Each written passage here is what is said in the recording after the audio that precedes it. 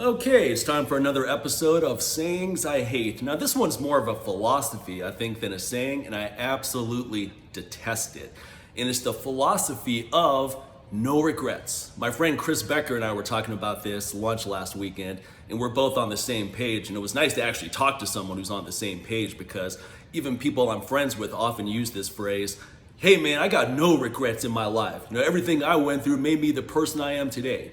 Well, maybe the person you are today sucks. Do you ever think about that? And it's because you have no regrets that you suck. Because when you have no regrets, it means you're a fucking sociopath. I mean, you've never done anything in your life that you regret.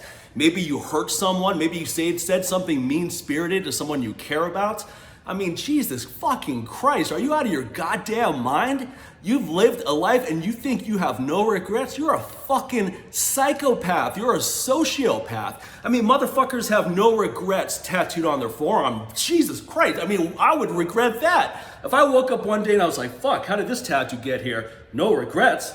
I don't know what I was on last night, but I'm gonna have to call my friend Dr. Garcia and get this thing laser removed. You are out of your goddamn mind if you think you've lived a life where you have no regrets. It means you are a total sociopath. You have no empathy and you have no compassion whatsoever. And you're also someone who's so poorly calibrated, you're never gonna learn from your mistakes. It's like saying, I've never made a mistake in my life. It's about as dumb as saying that. Really, you've never made a mistake? Not one?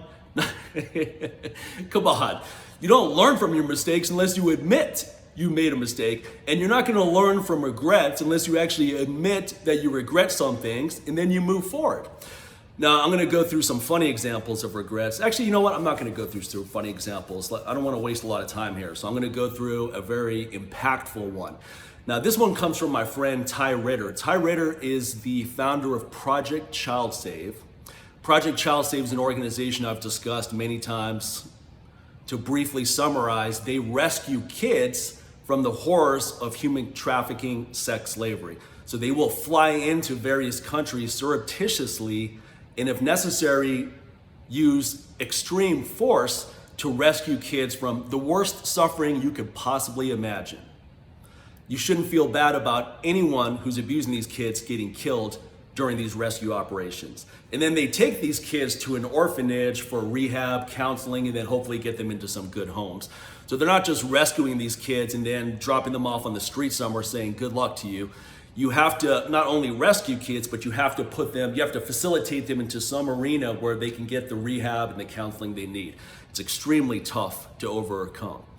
Now, Ty told me about, I think it was actually on the LLA show that my friend Sincere Hogan and I do. It was either in a personal conversation or on the show, but he told me about some of his regrets in life. And the biggest one was he brought a team member on. Now you have to remember, these are all highly mentally tough, trained, former special forces type caliber people that are on this. This is not something where they go recruit guys at the range and say, hey, you wanna go rescue some kids? No, these are highly trained individuals. Seen all kinds of things around the world. Now, one of these guys that Ty brought on the team, he went on a couple of missions and what he saw was just too much to take. I mean, you're seeing the worst human suffering you can imagine, kids in absolutely horrendous situations. And you can hear it in Ty's voice, the weight this has had on him, because he's been doing this for several decades. So the new team member just couldn't take what he saw. I don't remember how many missions he went on. I think it was a few. And he ended up committing suicide. And Ty really regrets bringing him on. Now, is it Ty's fault this guy committed suicide? No, you don't know how things are gonna pan out. But because Ty is a compassionate guy, he's an empathetic guy, of course he's gonna feel bad about the fact that he brought a guy on a team to do a mission and this guy ended up committing suicide as a direct result of that. Okay, imagine if he said, look, I don't have any regrets. That guy made his own decisions. That's a fucking sociopath.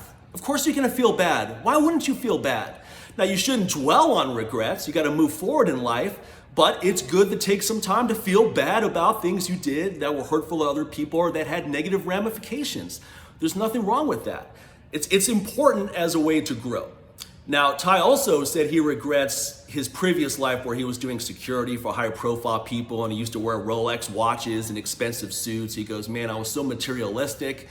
I was just focused on the wrong things. Now that one's not that big of a deal. A lot of people make money, you go blow it on stupid things. Fancy cars, big houses, expensive vacations, fine. That happens to pretty much anyone who's come from a situation of not having much money and then you make a lot of money. So that's not a huge regret, but it's good that he actually regrets that, because now he's not going to continue with those same behaviors.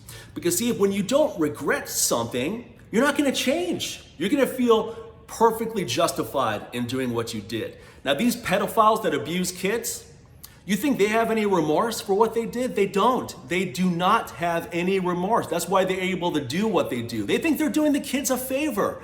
They're the most sick motherfuckers on the planet. They should be lined up and put bullets in their foreheads. No trial, nothing.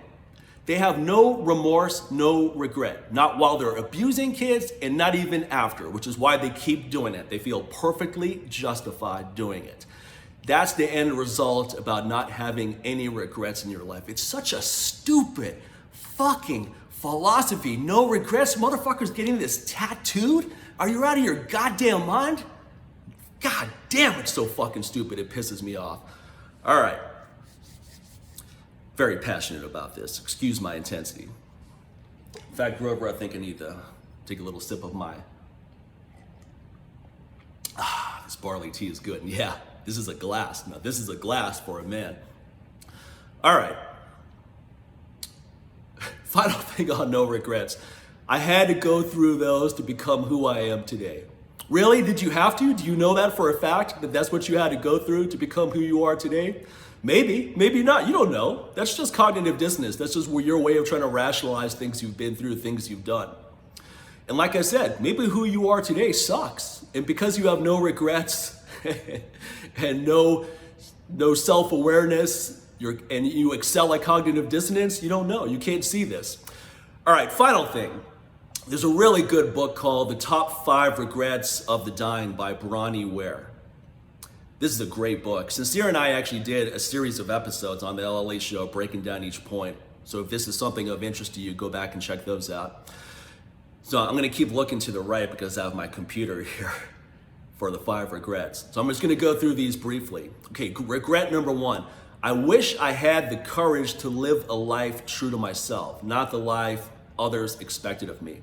Now, I'm half Indian, and fortunately I didn't grow up in a traditional Indian environment where it's all about taking a career path that pleases your parents, because I would have had a lot of regrets about that.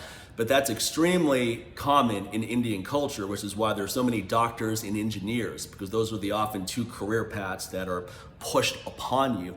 But there's a lot of unhappy people in those 2 career paths, because imagine doing something for a living for 20, 30, 40 years that you have no desire to do, but you're only doing to please someone else. That's pretty messed up. I mean, once you do that, there's no telling how messed up you can get. All right, regret number 2. I wish I hadn't worked so hard. In China, they have this philosophy called, thank you, Grover, you have to chime in now. In China, they have this philosophy of 996 in the workforce, meaning they work from 9 a.m. to 9 p.m. 6 days a week. Now, as you can imagine, people are miserable in this. No one's happy working from 9 a.m. to 9 p.m. 6 days a week. You're gonna lose your mind. So working too hard. I think working too hard doing something that you have no desire to do, you're gonna have regrets about that. When you love what you do, it's still hard work, but it doesn't feel the same. I've done jobs I hate where you had to work hard. That was miserable. I've worked really hard on my business. That's not really miserable. That feels good. That feels empowering. Now you need a break. You can't just work all the time. But when you work doing something you love doing, it makes all the difference. Number 3, I wish I'd had the courage to express my feelings. Now that's an important one, especially for men. But men crave support from other men. A lot of times men feel like they have to put on a strong face no matter what is going on. And that will wear on you to no end. Being vulnerable is something really important. Now, some people take this a little too far. They're posting clips of themselves crying every day. All right, that's taking it a little too far. Okay, you can be vulnerable. You don't have to fucking cry every day and show people how vulnerable you are. Let's find a happy medium on that. I wish I had stayed in touch with my friends. As an introvert, that one is not, I'm not sure I would have a lot of regret over that one. I mean, I stay in touch with the people I want to stay in touch with, but I'm not someone who ever needed to have a lot of friends in my life. I've always been a bit of a loner. I didn't join fraternities in college. I don't succumb to group pressure. I'm happy to be by myself. I'm comfortable being by myself. It's just the way I'm wired. It's not good or bad, it's just the way I'm wired. Number 5, I wish I had let myself be happier. That's a complex one too, in a lot of ways, because if you don't choose the life that calls you, it's going to be hard to be really happy. If you're doing a job you hate, it's going to be hard to be really happy. If you're in a relationship that you hate, it's going to be hard to be happy. So maybe I wish I had let myself be happier means that you wish you made better decisions, you wish you had the courage to pursue the life you want. But anyway, these are good things to ponder on. These are really good things to ponder on. But also, there's a larger point here. Now, this is an entire book of people dying. And guess what? They all had regrets. Because they're actually thinking back on their life, looking at maybe things they wish they did differently. Like I said, you don't want to wait till the end of your life to realize you have regrets either.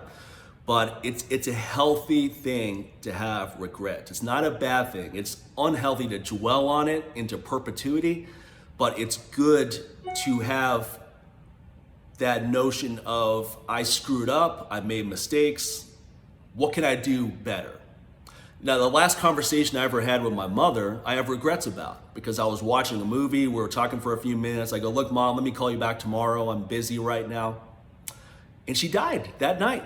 So I never had a chance to call her back. And for what? Because I was busy watching a fucking movie? I don't even remember what movie I was watching, but I definitely remember that last conversation and having regrets about not talking to her more.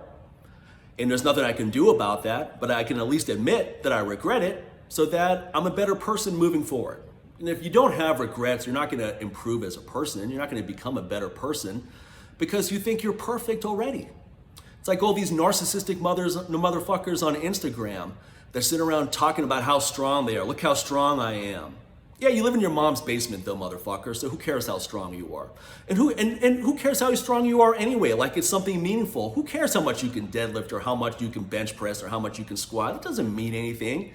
It's fun. I love training. I love working out, but it doesn't mean anything in the larger context of life. You're not improving anyone's life. All right, I'll end there. This is longer than I planned to talk. Now, hopefully no one has regrets taking the time to watch the 13 minutes here. If you do, hey, lesson learned is next time I post a clip, don't fucking watch it. There you go. Lesson learned.